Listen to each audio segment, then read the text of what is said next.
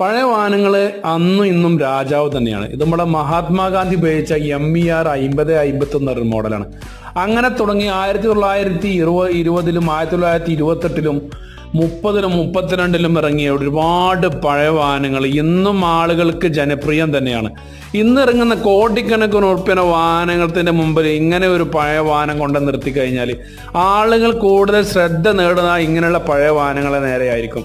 അതിനുള്ള കാരണം വെച്ചാൽ അന്നത്തെ കാലത്ത് ബ്രിട്ടീഷ് കമ്പനിയും ജർമ്മൻ കമ്പനിയും ഇറ്റാലിയൻ കമ്പനിയും ഇന്ത്യയും അടക്കം ഒരുപാട് രാജ്യങ്ങൾ പഴയ വാഹനങ്ങൾ അതിപ്രധാനമായ ഡിസൈൻ ചെയ്ത് ഇറക്കിയിട്ടുണ്ട്. അങ്ങനെ തുടങ്ങിയ വാഹനങ്ങളാണ് ഇന്നും ജനങ്ങളും ആളുകളൊക്കെ ഇഷ്ടപ്പെടുന്ന ഒരു മോഡൽ തന്നെയാണ് ഈ കാണുന്ന മോഡലൊക്കെ.